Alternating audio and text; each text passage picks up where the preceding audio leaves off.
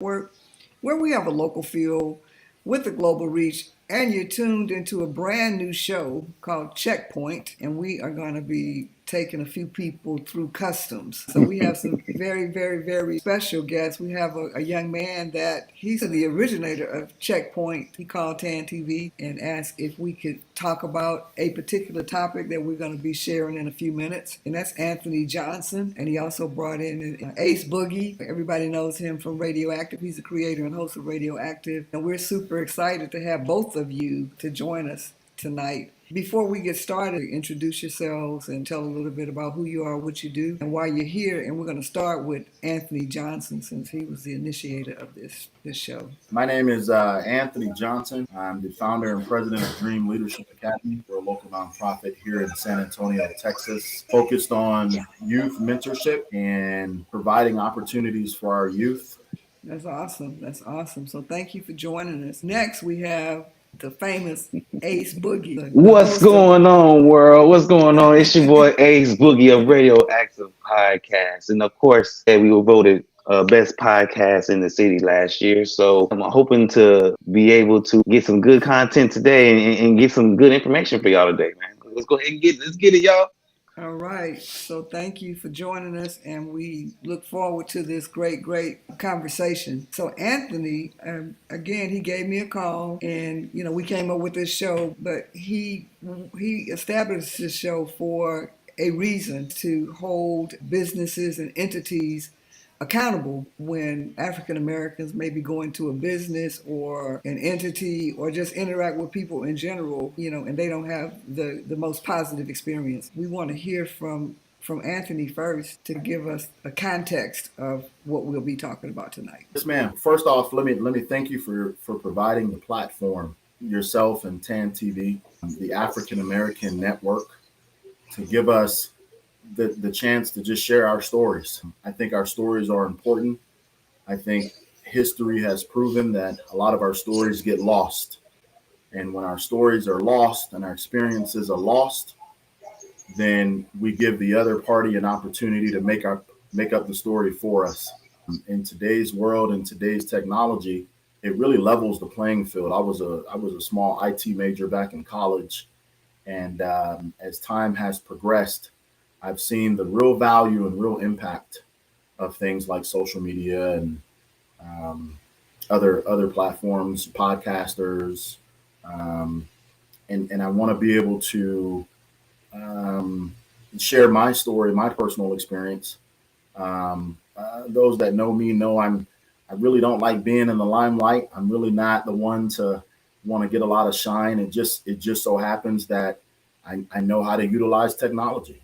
And if that puts me in a place to where I may come up with these ideas, or we may do things that involve technology, and then the hope would be that others may hear this story, see the opportunity at hand, and may reach out to you to share their experiences as well, so that we can be better prepared, or maybe even avoid these situations. Okay. And so I thank you for that. So that's really why we're here. So I was, as I was going through my experience and sharing it briefly sharing it.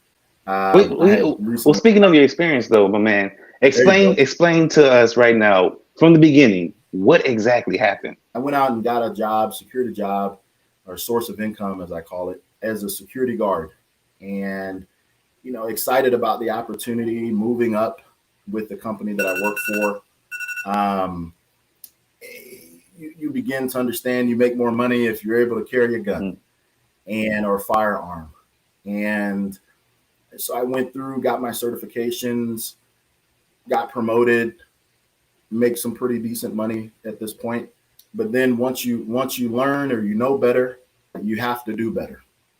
And what that means is you can't just whip out your firearm in any situation. The first step should always be de-escalation. That's a different topic. We'll talk about it at a different time. And then you move up the chain, right? Whether it be a baton, whether it be, electronic device or pepper spray. Right. And which did you choose? Well, one of the things that they teach in that course, I'll get to that. One of the things they teach is, well, your first line of defense are these: Mm. hands, your hands and your feet. And I'm not a fan of putting my hands on anybody because I'm a fairly big guy. I already get judged a lot for my size, and I figure if I'm going to be in this profession, I need to learn what to do when the opportunities present themselves to subdue the subject. So I reached out to a company that, and I kind of want to share this at the end, for sake of viewership. I know folks may get on and just, hear who the business is, and then they may tune off, right? But they need to understand the full story. And so I was reached out by a company here that specializes in jujitsu. I've always been a fan and interested in jujitsu, the art of subduing a subject. And this form of jujitsu is Brazilian jiu-jitsu, which really the difference there is Brazilian jiu-jitsu is designed to help a smaller individual be able to subdue a larger individual. A lot of people that think I'm a big guy, yeah, that just tells me you haven't really met big guys. There are huge people out there, 6'8", 6'9", and so on. And so I went out to this gym excited, mostly because of the name. It resonates with me and my background living in Hawaii. And I had followed them on Instagram for a while, just did my due diligence and was excited. Went out there and showed up and I did notice there were too many people that looked like me, Mm-hmm. first and foremost. You can't judge, Mm-hmm. right? Maybe I'm just in a unique situation. Mm-hmm. But what made you choose this specific jiu-jitsu place in the first place? They're pretty active on social media. Mm-hmm. Social media, again, if utilized correctly, it has a broad reach. Mm-hmm. And, I was one of the ones that was able to come across one of their posts and then began to follow them and saw that they seemed to know what they were doing. Okay. So I showed up, and the first thing, as soon as I walk in the door, I kind of got intercepted by an individual that doesn't work there. And he was quick to make sure that I didn't go any further. And, why are you here? What did that make you feel like first impression? I felt some type of way. If you don't work here, why are you talking to me? First and foremost. But it almost felt planned, like that was how that works. Hey, Bob, if anybody comes in, make sure you stop them. Well, if Bob don't work there, but either way, I'm new, completely new. So I'll follow whatever protocol and procedures, I played sports in school. I know how to play games. I play them well. So I'll follow whatever the rules are, man. And so he went and got somebody. And the first thing this guy wanted to make a point to do was, well, here, sign this waiver of liability before you take another step. All right, I get it. It'd be like going to a firing range, I guess. If you're going to be in a dangerous situation, sign a waiver of liability. I used to work at a gym, so I understand how that works. I made sure to read it before I signed it. If you die, it's not our fault. I mean, it was pretty serious. Mm. It wasn't your typical Gold's Gym or LA Fitness waiver. Mm. But I signed off on it, took a picture of it, and they welcomed me to the mat. And take your shoes off, and we're going to go through these initial warm-up activities.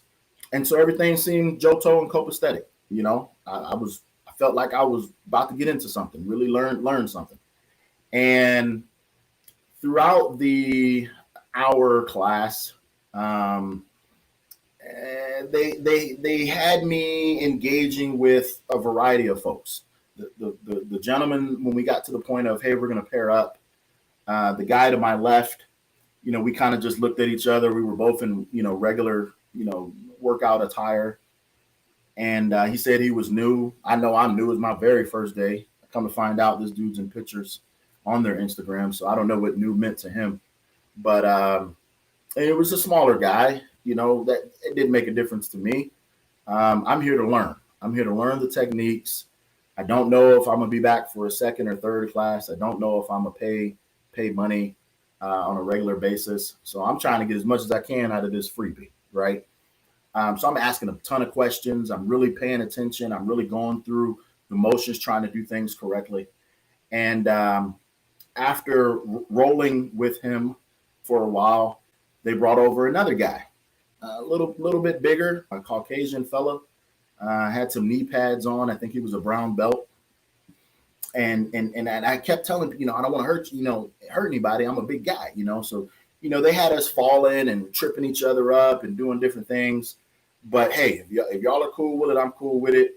Again, I'm not here to hurt anybody. So at this time right now, everything seems okay. Everything seems like it's going the way that it's supposed to go.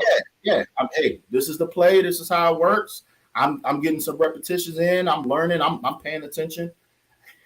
And then they brought over a bigger guy. They're just progressing with the size, aren't they? Right, But hey, I need to be able to learn how to put my hands on all types. Mm-hmm. So I'm cool with it. This Caucasian fella is a purple belt. I'm a fan of purple. So I'm excited. Matter of fact, I think I even asked, how do I get to purple belt? And they after you get your white belt, and 2 years later you get your blue belt, and it's a progression. And all I'm thinking in my mind, 2 years of paying this money, man, I don't even know if this is, But so I'm moving up and I'm doing my thing, and everything's cool. Everything's easy. I'm learning stuff. I'm going through the motions. They're putting me in different positions, and at no point in that process did I really feel uneasy. I felt like they knew what they were doing. They knew when to ease up and when not to. So, we took a few water breaks, and near the end of the class, randomly, this random, the uniforms are called gis. This gentleman in a blue gi rolls up on me and invites me to roll with him, spar, roll, and I said, all right, sure, it's more repetition for me. So I'm asking them questions. I'm doing, what I need to do. And I'm asking, what's the purpose? What's the point? Full mount, half guard. What does it mean? You hear it and see it when you're watching these videos, but unless you really know, what it is. And, he was explaining things,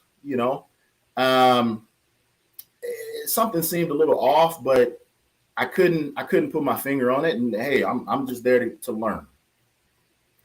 It wasn't until, he said, well, all right, so my turn. And, we flip around, and he winds up getting me in this hold where I'm now in a headlock. Mm-hmm. Okay. And he's doing it real smooth, real slowly. I'm paying attention. And at this point, I'm thinking, okay, all right, I get it. I see where the hold is. And out of left field, man, does this real serious jerk and I'm so much to the point where had I not watched, different YouTube and Facebook videos, I wouldn't have known to even tap out because that was never even explained. I'm hitting them hard, like, oh my God, and my esophagus, I'm coughing. You would have thought dude tried to really murk me at this point. But in my mind, nah, that wasn't what he tried to do, right? No one jumped on him. No one said nothing. Maybe that's just how it works, right? And I heard a crack in my neck, and I'm visibly hurt.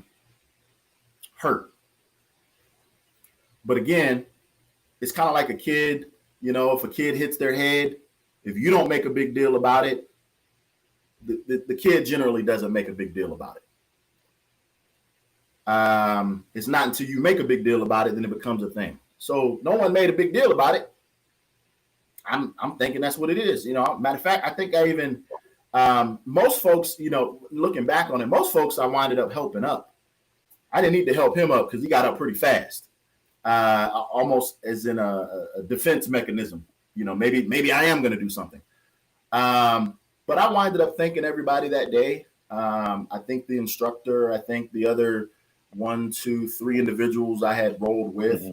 And before I even left out, I even dapped up, this fella, I don't know his last name, first name Mateo. And, I winded up thanking everybody. And I'm like, man, let me get out of here, because I don't know if I'm going to be paying. I might come back for a second or third class for free, if they're free. But, depending on how much this costs, I'm probably not going to be back here. Okay, what made you not want to say anything when this happened to you? For a few reasons. One, I'm already a big dude, man. So to make a big deal out of something that maybe is nothing, I didn't want to look like no punk. Number one. Mm-hmm. And as I shared my story, why didn't you react right then and there? Because that's atypical of what people expect of African-American males. They expect us to cause a scene, get upset, get mad. I've even had friends tell me, "Don't get mad now," and I'm not even that type of dude. Maybe when I was younger, there was a situation in Killeen, but that's a different story. But stop it. But but past that, I'm older now. I'm older. I have a lot to lose. I don't need to be reacting out of emotion. And it takes a lot. I've grown into a thought process of there's nothing that you could say to me out of your mouth to get me to want to react physically. Because I feel I can go tongue for tongue with the best of them. Don't put your hands on me. But if we just talking, hey, I can converse with the best of them. It's called self-control. So I had a lot of self-control in that moment. As I'm putting my stuff on and I'm getting ready, no one came up to me. Hey, man, are you all right? Is everything okay? I saw what happened. That's not supposed to happen. Oh. So again, I'm not thinking nothing of it, right? So I'm getting ready to leave. The manager pulls me aside. And, of course, they do their pitch afterwards, right? Mm-hmm. Hey, so how'd you like the class? Well, it went all right. I learned. I got what I came to get out of it. I paid attention enough to where if I have to go hands-on, I could subdue whoever it is that I'm going hands-on with. I understand the methodology. I understand, all of it in that one sitting. I paid enough attention. My mom would always say, sit in the front of the class. And, all right, well, it's going to be, $300 a month, $275, whatever. We got this special going on. You ready to pay? Well, let me think about it. And, well, you're more than welcome to come back. All right. Thank you. But let me get my finances straight. I think I gave him some excuse. And I was even really going to give them a good review, to be honest. Because I like helping out folks. I like helping out businesses. If you're not a big major business, Walmart or something, if you're considered a smaller business, reviews generally are a win for a business. I took a picture and I'm leaving. And I'm like, man, golly, my neck is killing me.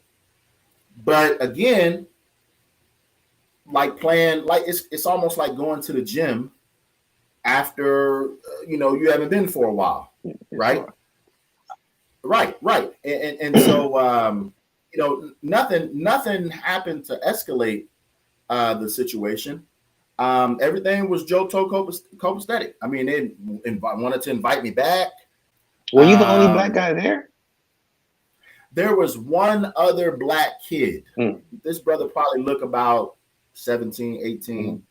And you see, I think in their Instagram profile, you might see one or two maybe for this location. Again, they have 4 locations. And but hey, you know, first of all, not everybody has the finances to pay $275 a month or $175 a month to do that. You know, so that's first and foremost, right? I mean, let's be real. I don't expect too many of my folks to want to pay $275, $175 a month, no matter how valuable that may be. I remember you saying. I remember you saying that you had asked around, and a lot of people were telling you that it wasn't supposed to happen like that. Can you tell me about that? Right. So, you know, so I'm leaving. I left, and you know, I go home that day. My neck is getting worse, man. Like, you know, and I'm waking up the next day. I'm like, man, maybe it was just, you know, I hadn't done anything like that before, so maybe that's what it was, just sore muscles. And I know a few folks that do other things in martial arts, so I just asked them. You know, I didn't share the name of the business, you know, because I wasn't trying to blast them yet. You know, I'm trying to do my homework. You know, maybe it's all in my head. And as I'm explaining my experience, they're pointing out, well, first off, you shouldn't have been rolling with anybody. You're the new guy. And if you do roll with somebody, that somebody needs to be experienced because they know what to do and what not to do. Come to find out, this dude was a white belt, you know, and generally the frame of thinking is, you know, I'm really learning something. I'm you know, you really ain't moved up, but you're official to where you have an official uniform, right? And the whole point of Brazilian Jiu-Jitsu is for a smaller guy to be able to subdue a larger guy. So I was larger than this other fella, Mateo. But as I would tell that story, and share my experience with folks, you know, that are in the industry, you saw it all over their face. And it's having me thinking, well, should they not have been doing that? Man, you shouldn't have been rolling with folks on your first day. You shouldn't have definitely been put in a headlock. And dudes shouldn't have cranked you. I mean, visibly hard to where my, you know, I'm coughing all out. My neck is cracked, and I can't sleep well. You know when you're driving, and you go to check your blind spot. I mean, this is probably about as far as I can go at this point. So I got to turn my whole body. I have to turn my whole body now to check my blind spots. And the more feedback I would get from folks, and so then I went and talked to an instructor, right, to get his feedback. And he out of his mouth, man, if they had done that to one of his students or one of his kids, he'd be up there and they'd have a serious problem with me. And when he told me that, now I get it. I'm gonna random off the street, you know. Well, why don't you go back me up? You know, he don't know me. But when he told me that, just off of me sharing the facts of my experience, I began to get more upset. And then I started doing research. You know, neck injuries, neck injuries during martial arts. And then you find out things like, of course, I mean, the stuff we know from school, you know, all your nerves are down your spinal cord. Could have been severed, there's different types of breaks, different types of fractures. And I'm one to, when folks see me, they say, oh man, you should have played football, you know, in the league and whatever. I wasn't passionate enough to play those sports on a professional level. I knew I wasn't passionate enough. So why be out there trying to put my body through that headache, right? So I try to live a life of less drama. And it's funny I say that, but I'm in security now, right? You know, but hey, I gotta, you know. But so now I'm more upset because you done hurt my neck, and that's a pretty serious part of my body. And you're not supposed to. And it was things that was done that wasn't supposed to be done. Right, and then But again, I hadn't gone back and talked to anybody to find out if that was something that should have happened. I didn't know if dude worked for them or not. You know what I mean? So I say, well, um, I need to at least, before I just go blasting on my experience, let me find out if that should have happened. Should I be feeling this way? What is their take on the situation? But because my mind is already going, I mean, that's attempted murder in my book. You had your hands around my neck and you did a real serious yank.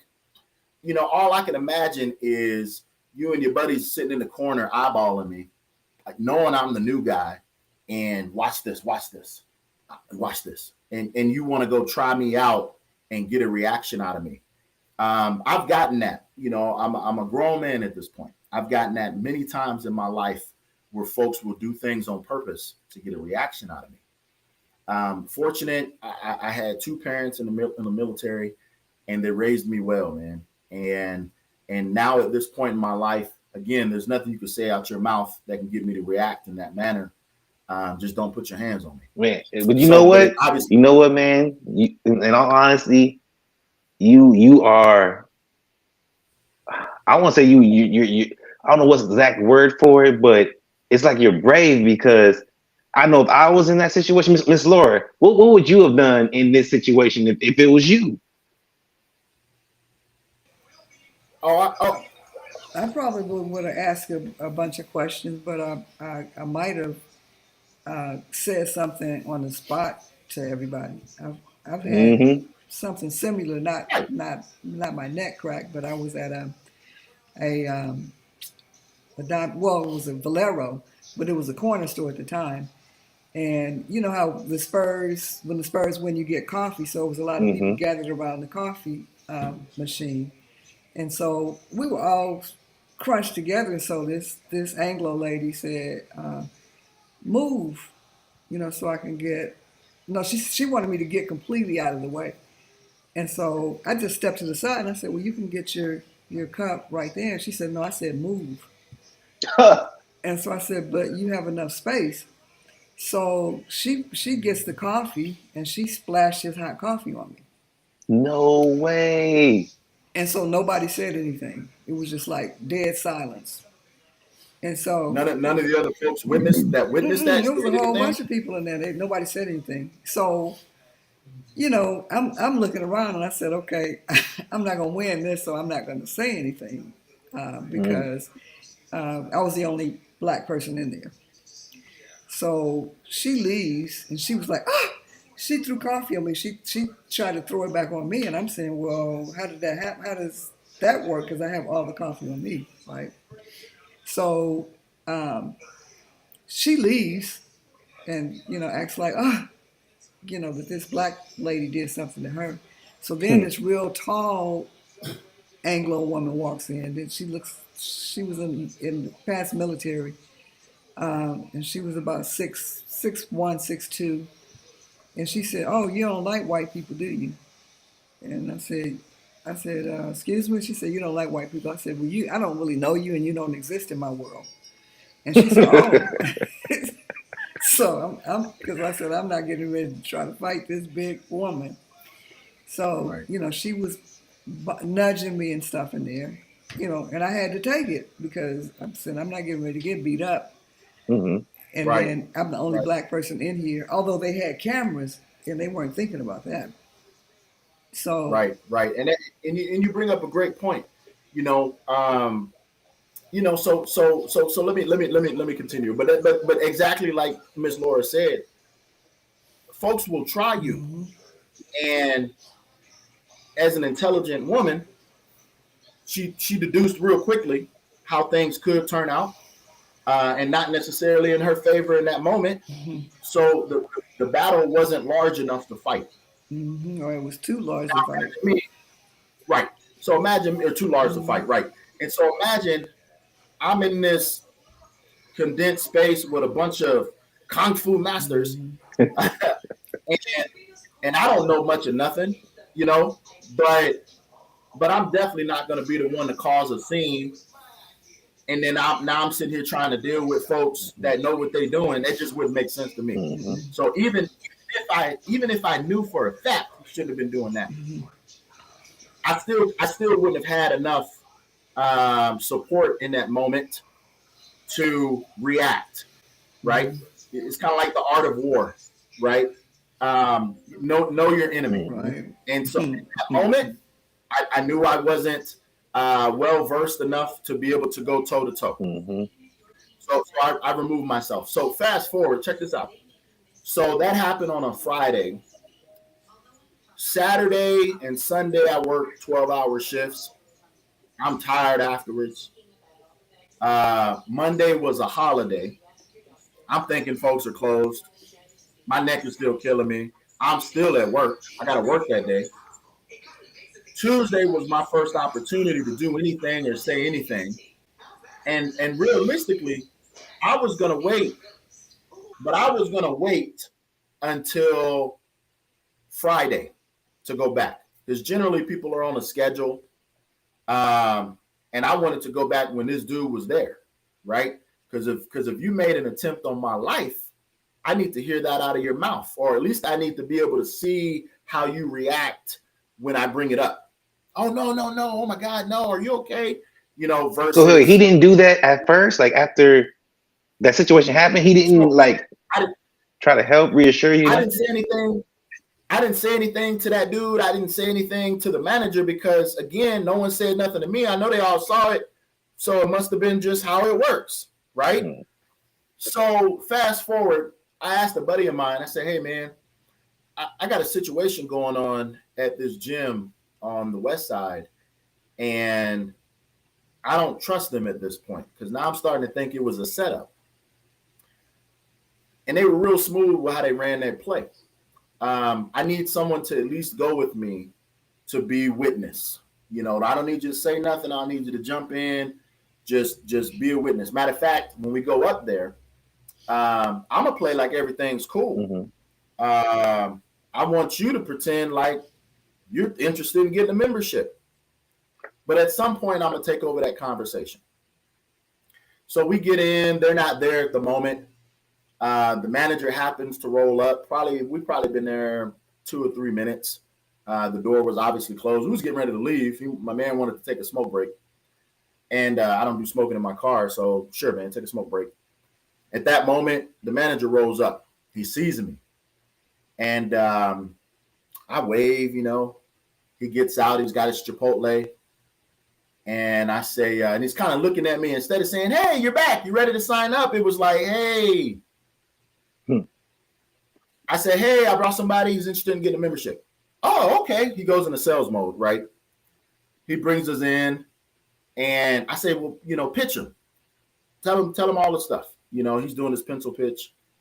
And while he's doing that, I wanted to make a point to find out if they had cameras. Because when I let you know what happened to me, you don't have to believe me, bro. Just go look at the cameras. You'll see it. You'll see exactly what I'm talking about.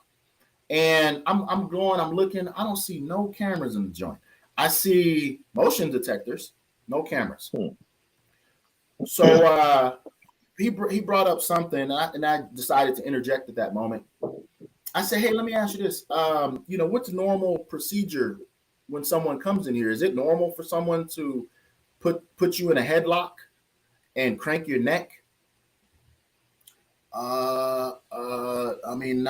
I mean, this is live role playing. I mean, you could be in all sorts of positions. That's why we have you sign the waiver.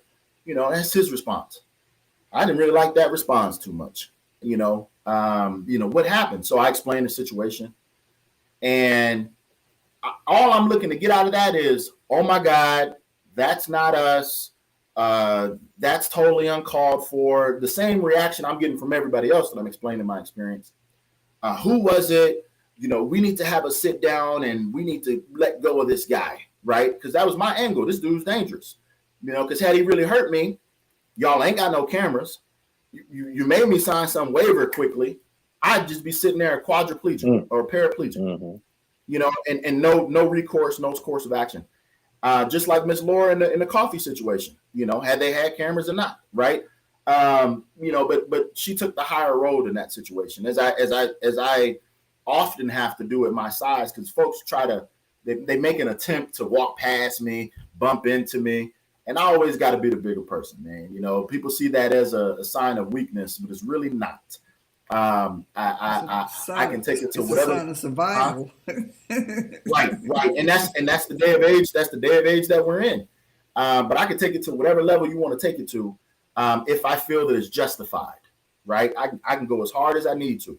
But in that moment, it was like, well, I don't want to be the guy that's reacting and then be the typical black guy. So I didn't. Right, I took some time, brought my guy. He's my witness, and. Well, all right, well, let me get your information. Well, he already had my information. And, he made a point to tell me about, so I said, so if y'all ain't got no cameras, what if something happened on the mat and somebody got upset and it's a whole issue? Well, that, we have our weapons. Oh, okay. So y'all keep weapons. Okay, good to know. So as if to tell me, don't come in here causing a scene because we got weapons. All right, man, that's even more reason not to do nothing with you. So he says, I'll give you a call tomorrow. Tomorrow rolls around. I get a call from the owner. Well, first off, the manager calls me, but he wants me to come meet with them, whoever them is, in person. Hey, look, man, I already don't trust you, and I'm no idiot. We don't need to meet anywhere. Unless you meeting with your crew and I'm bringing my crew, we don't need to meet anywhere, right? Because I can always hang up the phone if you start getting ignorant. I said, no, man, we don't need to meet. You could have whoever called me, though. About 10 minutes later, owner calls me. We had about a good hour conversation. And the owner sounded, as he put it to myself, he sounded real intelligent. But he was real dismissive in the fact, because he's throwing excuses. He's trying to justify. Oh, well, maybe because of your age, when you fell backwards, you hurt yourself. I talked to everybody there. He went from I talked to everybody there to I talked to 2 or 3 people. And no one said they saw anything or whatever. Right. And I said, well, man, you wouldn't have to take my word for it if you had cameras. Then find out later on in the conversation, he's telling me, well, when my manager called after you left on Tuesday, they felt like you were asking weird questions, and because you were looking for cameras, and I guess at some point y'all talked about weapons. I told him to go ahead and file a police report. What? It's amazing how folks will utilize the police as a weapon. What do they call it? Weaponize. Did he pull a Karen, a Kevin? Did he pull a Kevin on you? He pulled a Kevin. Kevin, for real. We called the police and I don't know, what that looked like. Issued. I'm sitting here over the phone like, on what, my guy? What could you have possibly said? We hurt this guy's neck and he came back asking questions and he was black. And he brought another black guy with him. So now we're afraid. So we need to do a police report to cover our butts. Yeah. And matter of fact, he literally said that for CYA to cover our butts, right? And then I want to cuss on your show, Ms. Laura. So and that's really where things took a turn for me, because you didn't call me immediately. You just told him to call the cops to cover your butts because y'all knew y'all were in the wrong. You don't have no cameras. I got hurt, and this could look real bad for you. Mm-hmm. Now, so check this out. What's really funny is we called the cops on you, but please don't make a big deal on social media about it. So we want to invite you to come out and take 3 more free classes, and they could be personal one-on-ones. We could meet anywhere you want in any other gym. What? I already don't trust you. I think it's a setup. I don't need 3. Matter of fact, I told them, I don't need 3 free classes. I wouldn't care if you gave me a year's worth of free classes. I don't trust y'all at this point. I'm not coming back. Don't count on me being anywhere near there. But the contradictory nature there. Oh, we call the cops because we don't really. We're afraid of you, but we want you to come back and get these free classes because we don't want you to make a big deal. I'm a God-fearing person. I go to this church, the whole nine. I mean, he was pulling out all the stops, AC. You understand? We have a sales background. I know how to recognize certain things. I mean, trying his hardest, please meet with me, no, man, I'm good. Well, if you want to blast this all over, with a negative review, I say, look, man, I'm gonna just be telling my story. If someone sees it as a negative review, then it is what it is. Maybe you should have had cameras, and we wouldn't even be having this conversation. You simply go look at your cameras, see what dude did, kick him out. Well, you folks are always looking for something. I said, whoa. What do you mean by we're always looking for something? I feel like you're just fishing. I feel like you're trying to get something for free. What?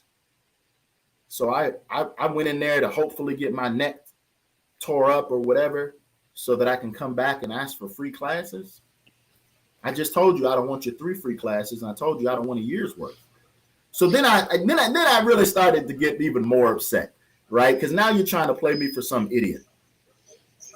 And that's when I decided, hey, look, man, rather than take the time, because as Ms. Laura likes to put it, I like to talk, right?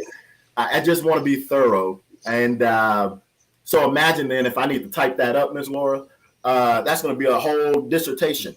And when I go see different reviews, if it's a whole dissertation, I don't even really get past the first paragraph or so. If you can't tell me what happened in a paragraph, I don't read the whole review. Right. So I decided that it would probably be best to share this on a platform that then can be shared everywhere by everybody. And here's most of my concern. It's not about me and really, my neck. It's more about we all probably have situations like this when we go to a variety of places. And when these things happen, we always either have to be the bigger person and just let people do us wrong, or we wind up reacting in a way where then the opposition simply contacts the police, and now we're the bad guys. Doesn't matter. I could have called the cops myself, and they would have rolled up looking at me as the bad guy, first and foremost. We see it all the time. It's experienced all the time. So I encourage my young people that I meet, I encourage any folks that look like us, utilize this technology that we have. What was the place? What was the name of the place again? Ohana Academy. You can find them on Facebook, Instagram. How do you spell that? OHA Ohana, NA. Okay. So, it was real sad, because the word Ohana means family. So I was excited. But you're not part of the family. That's the only problem. Hey, clearly I am not. I will forever not be at this point. And and had that reaction been differently when I explained what happened, oh, Mr. Johnson, this is totally out of bounds. No way. Especially knowing they ain't got no cameras, right? We need to have a sit down with you and him, or we're going to talk to him and we're going to kick him out immediately. Had that been their reaction, I might would have considered coming back, because that's knowledge. Self-defense is knowledge that we need to know. But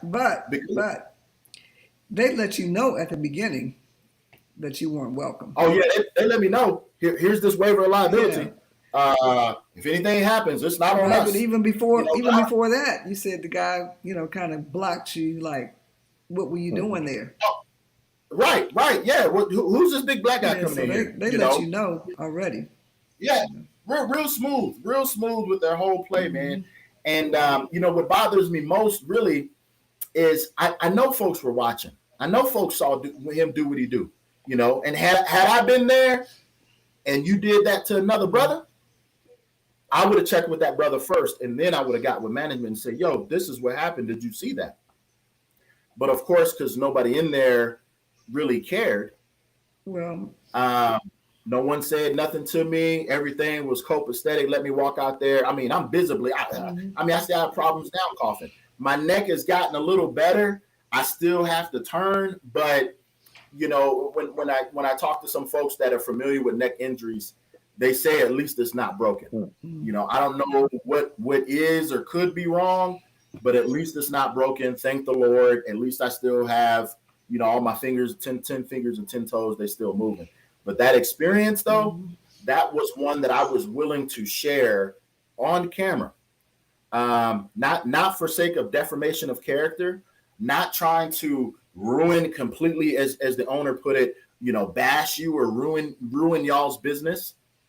But my experience needs to be shared, because there are plenty of folks that have that mindset of watch how I'm going to poke this bear. And Black folks don't know how to react. They don't know how to be disciplined, right?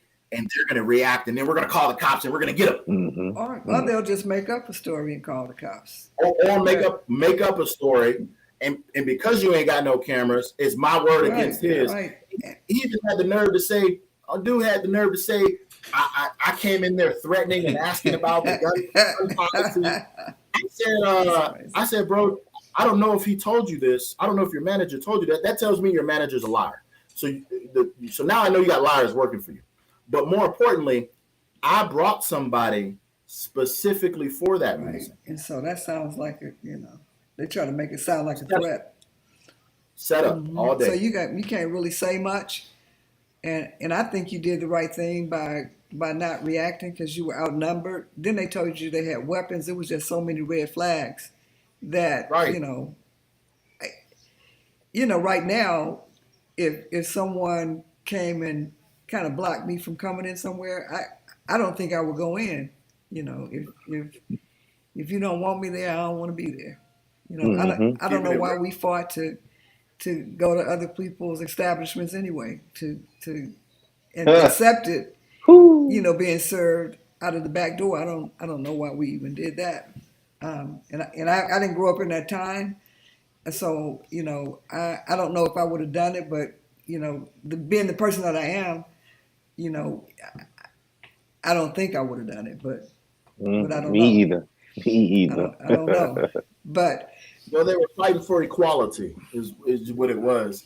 But, over time, I think we've grown to see, we need to build our own equality. Yeah, equality is not.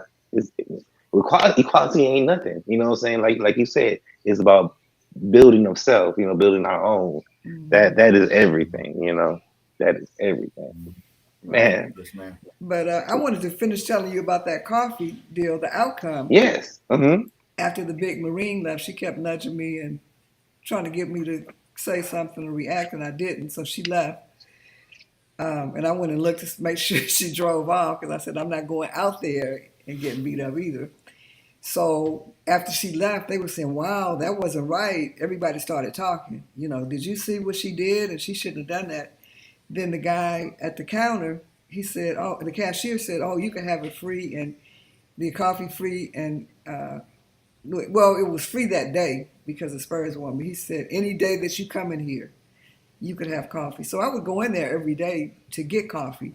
So he would say, just get whatever you want. And, if your son wants coffee, he can have some too.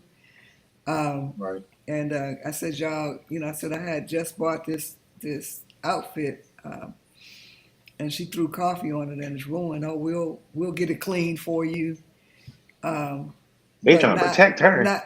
No, but not replace it or they know that they possibly had a lawsuit because it was on camera and everything. And so, but she just dashed it on me, and I'm like, oh my God! Everybody was like, I can't believe she did that in their minds. So, I think that you made the right decision, but also, there were some red flags. Just like with that lady that approached me, just out of nowhere. She had nothing to do with it. She wasn't around. She apparently saw it. I guess she was in the store. I didn't see her because my back was turned. But, that could have turned bad because she's ex-military, a big woman, probably had a weapon. And even if she didn't, she could beat me because I don't really, I talk a lot of noise, but to defend myself. But I won't fight. I try to get away from the physical contact stuff. But Mm-hmm. so this show is to reveal some of the things that happen on a day-to-day basis to African Americans when they go into establishments. In some places, we're not welcome. Like even like during Black Lives Matter, people start putting signs on in their windows that say "No blacks allowed." And this is in the 21st century. So but they'll let you know. I used to live in Fort Worth, and I would always have 2 or 3 jobs. I went to a sandwich shop one time, and when I went in there, it was all white, kind of hick kind of people in Fort Worth, and the music stopped, and everybody got quiet, and I talked to the owner, and he said, "You sure you want to work here?" And I said, "Yeah, I do. I need a part-time job." And he said, but look around. Are you sure you want to work here?" And I said, "Yeah." He says, "You're brave." He said, "Because you're brave, I'm gonna hire you." Um, but I didn't really have any problems in there, but I could have, but because they had never seen a black person walk into that place, and I didn't feel welcome, and I was a little scared, but I worked there anyway because I needed a part-time Yeah. job. But you don't really, we don't really have to patronize businesses that where we're not welcome. Mm-hmm. Some of them don't even want our money. It's like, you just, you're not welcome here. Yeah. So, They definitely don't deserve us. That's for sure. mm-mm. Can But So, I mean, folks but reach hope. out? Can folks reach out to you? How can they reach out to you if they need to share their stories? so they can email us at info at TAAN.TV. And they can find us on all social media platforms and inboxes or DM us. A lot of people, they can go to our website, the African American Network, and there's a place where you can message us. So we have a lot of different places where people can reach us. People are always having, different situations with businesses, and we really don't have to put up with it. We really don't. We Yes, don't have to indeed. patronize them. Hello. That's So I'm a firm believer in that. Look, if you stop going, if we stop spending our money with these folks, the ones that are not openly welcoming us, then we can change a whole lot. we just have to get in the mindset that we don't have to do business with them. Yes, We indeed. have Yes, restaurants, indeed. or we have people that teach martial arts, or different types of self defense courses that we really don't have to. We don't have to deal with them. Mhm. Well, Um, this is so definitely the platform for those who have any concerns of have had any wrongdoing towards them. Come see us. Come see us at Checkpoint. We definitely would love to hear your stories and have a right. discussion about it. Conversation is everything. This is something that um, you know media can do and social media can do, is to get the word out and give people an opportunity to voice their opinions. So thank you for coming on and telling your story. Thank you so much for bringing AC Turner, Ace Boogie, aka. Oh, I'm Um, ready to do it again. I'm here for it. right. I'm here for it. If you have some issues that we could help you resolve, or that where we can help provide a platform for you to talk about it, and so we can make some changes. Media's power, and media builds community. Power to the people. Right? So we need to put that song on there at the end. For God's sake, we gotta give some power to the people. Hey, that's not a bad idea. That's not a bad idea. Mhm. So you've been tuned into TAAN TV, the African American Network, where we have a local feel with a global reach, and I've been hanging out with the Ace Boogie who has the #1 podcast in San Antonio, and Mr. Anthony Johnson, who talked to me and made me realize that this was an important topic and an important initiative to bring to give people a platform to talk about what's important to them and what we can't talk about anywhere else. Yeah, So, a comfortable space. right. So, thanks for hanging out, y'all, and we're gonna do this again. Just let me know. All right.